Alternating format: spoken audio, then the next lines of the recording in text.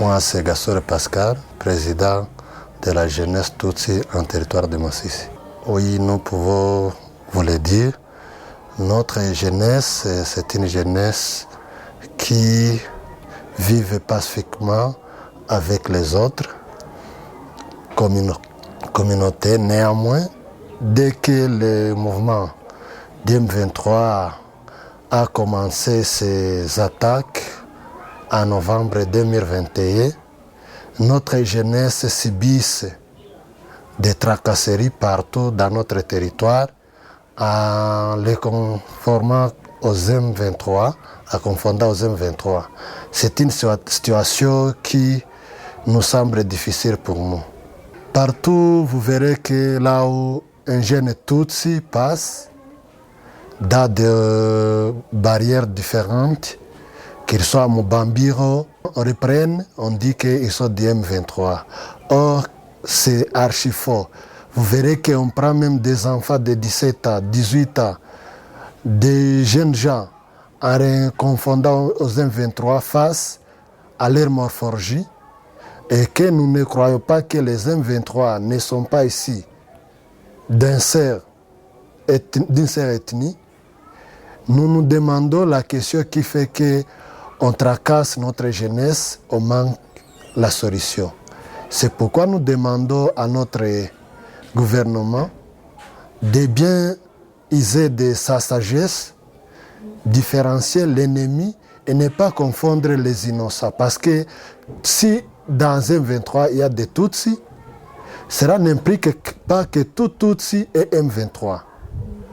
Il y a d'autres groupes armés qui sont dans notre milieu, mais on ne prend pas leurs confrères à leur usage, en leur croyant qu'ils sont les membres de ces partis. Pourquoi les Tutsis sont menacés seulement dans notre territoire et ailleurs, en leur disant à les imputés qui sont des M23? C'est une question, papa journaliste, qui nous semble difficile.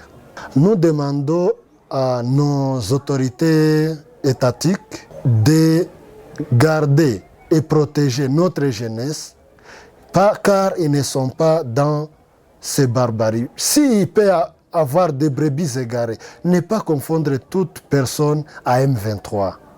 Et à notre jeunesse, nous la recommandons de ne pas comprendre ce qui les trompe, les politiciens qui usent leur force d'une manière politique, servir leur nation et ne pas arrêter dans des groupes armés. Au contraire, qu'ils puissent travailler avec d'autres communautés pour construire notre territoire de Masisi. Notre gouvernement, c'est un gouvernement qui doit garantir la sécurité de tout un chacun de sa population. C'est pourquoi notre jeunesse doit soutenir à 100% les forces loyalistes. Mais chose drôle, c'est ici récemment, le matin du 14 mai, où la force gouvernementale est venue dans le village Kabarekacha, où il a fait un couvre-feu. C'est un acte loyal, mais la manière dont il a fait, il fallait seulement avoir un jeune gens et les rigoter, disant que c'était un M23, chose qui n'est pas réelle. On a pris le président de notre communauté dans cette entité, on l'a méprisé, on l'a pris à 6-4D. Une chose que nous disons que ce n'est pas valable à une armée loyaliste. Quand ils ont manqué ce qu'ils prétendaient, on a dit à nos gens qu'ils utilisent les braises. Qui ignore que les braises sont là à Kabarekacha? C'est depuis longtemps. Ce n'est pas la population, ce n'est pas la jeunesse Tutsi, ce n'est pas la population, la communauté Tutsi qui aille dans la forêt du parc pour couper ces braises. Mais on les impute toujours à notre communauté. On ne sait pas si c'est pourquoi. Oui, papa journaliste, il y en a beaucoup.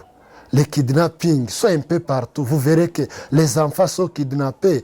Dans la route Sake-Luhonga, c'est devenu un champ de bataille. Et là où on rançonne notre population et notre communauté, et surtout notre jeunesse, doit condamner ces actes de barbarie que fait ses ennemis, ces malfrats. Notre jeunesse doit soutenir les travaux de développement que notre territoire envisage en collaborant avec d'autres communautés. C'est là qu'on prospérera dans la dignité. Car l'union fait la force. Nous appelons à la population d'autres communautés de vouloir avoir un esprit pacifique, la cohésion pacifique. Si on est là avec les Hutus, les Houndés, les Nandés, on doit construire un Congo de demain. C'est notre jeunesse. S'ils sont manipulés par les politiciens, ça nous fait mal. C'est pourquoi notre jeunesse doit cesser d'être manipulée par les différents politiciens qui veulent user leurs efforts dans leurs propres intérêts et non l'intérêt de la population congolaise.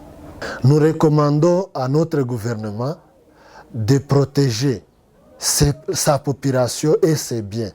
S'il y a des vaches, des vies humaines qui en périllent, notre gouvernement doit utiliser sa force, sa technicité, en fait de protéger sa population et leurs biens. Nous disons à notre jeunesse de collaborer étroitement avec les forces de sécurité, renforcer la cohabitation pacifique avec les jeunes des autres communautés, en fait d'aider notre gouvernement de dénicher les malfrats et d'autres inciviques qui veulent détruire l'unité de la population congolaise, surtout en territoire de Masisi. Kuwajulisha ya kwamba ndugu yetu, rafiki yetu, mfanya siasa Dr. Patrick Bala ilikuwa tangu siku ya 5 na saa 7 akitaka kuvuka mpaka kutoka kwake Gisenyi kwa Nyaikala mjini Rwanda, ndio alikuwa kidnappé na maservisi ya Rwanda, na mpaka hivi tuliangalia telefoni zake azipite, haiko kwake, bibi na watoto wanabakia hapo peke.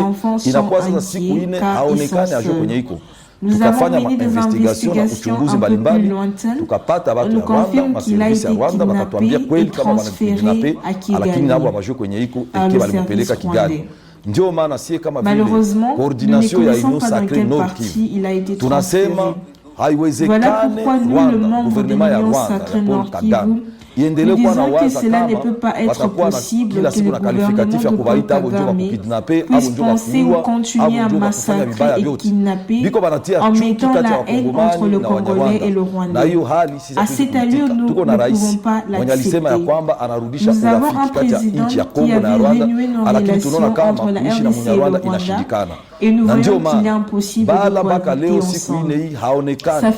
Sisi kama vile viongozi wa Union Sacrée Félix Tshisekedi mkono, tunasema tunaalika population yote ya mwisho wa Goma. Kesho siku ya pili, ba journaliste, ba motard, ba mchoma, ba mama, wanafunzi, tunawaalika wote wafike ku grande barrière na ku petite barrière. Tutafanya sitini pale. Hakuna Mnyarwanda mwenye atavuka huko ile kuisha matomate au babakena ukule na ile matumbulu yao babakena ukule. Mpaka siku watatuletea Bala hapa ndio siku tutafika. Na tunasema Mnyarwanda tutaona na shie tutamkidnape. Tutabakamata na shie kama balikamata Bala na shie tutamkamata mpaka wanarudisha Bala na shie tunafanya change. Ndio maana tunaalika Wakongomani wote. Hatukutuzia vyama vya kisiasa, lakini hapa ni maisha ya ndugu yetu ndio kwa danger. Nyinyi wote tunawaalika mkuye. Nous devons mettre la pression sur le gouvernement rwandais afin qu'il puisse nous rendre Bala en bonne santé. Et nos dirigeants doivent également s'y impliquer. Et s'il ne libère pas Bala, qu'allez-vous faire? Mimi nakwambia Bala alikuwa kiongozi wa komite de sage ya Union Sacrée Nord Kivu, mfanya siasa wa chama Generation 4. Tunasema hivi, kama balibere Bala, nous entrerons au Rwanda de force. S'ils vont nous tuer, qu'ils le fassent, car ce sont des experts. Trop, c'est trop. Si ne libère pas Bala, nous allons également kidnapper 15 Rwandais. Si Kagame insiste, nous entrerons dans son pays, car nous avons la force.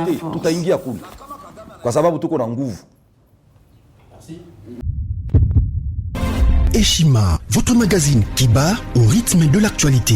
Une réponse à vos besoins en information, un éclairage dans divers domaines. Impartial, documenté, instructif. Eshima au cœur de l'info. Retrouvez la nouvelle édition. Le service national de la RDC, une seconde chance pour les Kuluna. Le commandant du service national, le général-major Jean-Pierre Kassongo Kabouik, est en passe de réussir le plus difficile. La conversion des délinquants juvéniles appelés Kuluna en bâtisseurs de la République. Jean-Pierre Kassongo Kabouik a réalisé des avancées notables à la tête de ce service qu'il occupe depuis juillet 2018. Ce jeune délinquant, presque indomptable dans le rue de Kinshasa, ont finalement été maîtrisés au centre pilote de Kanyama KCC. À ce jour, ils sont endoctrinés et formés à rendre service à la nation, à devenir utiles pour le pays. Au total, 2000 anciens Kuluna devenus aujourd'hui bâtisseurs ont perçu leur premier salaire après une période de 14 mois de formation dans plusieurs domaines, notamment la maçonnerie, la menuiserie et autres. Cette étape a concrétisé la volonté exprimée par le chef de l'État, Félix Tshisekedi, qui prône une autre méthode plus humaine pour l'encadrement de ce jeune brigand urbain et leur réinsertion sociale. Cela à travers la formation pour servir de main-d'œuvre au profit de la République démocratique du Congo. Dans un long entretien accordé à Eshima Magazine, le général-major Jean-Pierre Kassongo Kabouik explique le retour 4 ans après de la production agricole à Kanyama KCC. Dans cette interview exclusive, le commandant du service national égrène les réalisations de cette structure qui revient d'une longue léthargie. Il évoque l'expérience des cantines militaires et policières et révèle que son service paramilitaire mettra bientôt ses cantines à la disposition du campus universitaire en faveur des étudiants. Focus. L'équipe Mwakadi fait exploser le compteur. La DGI dépasse 200% des recettes fiscales au mois d'avril 2022, soit le triple réalisé en avril 2021. Une performance historique jamais réalisée au sein de cette régie financière. À lire également, les FARDC progressent de 5 places au monde selon le classement établi par Global Power. Analyse de l'état de siège décrété depuis 1 an dans les provinces de l'Ituri et du Nord Kivu. Découvrez également plusieurs autres sujets à lire dans ce nouveau numéro. Retrouvez l'intégralité du magazine Eshima dans les kiosques. Eshima Magazine, un nouveau standard d'information.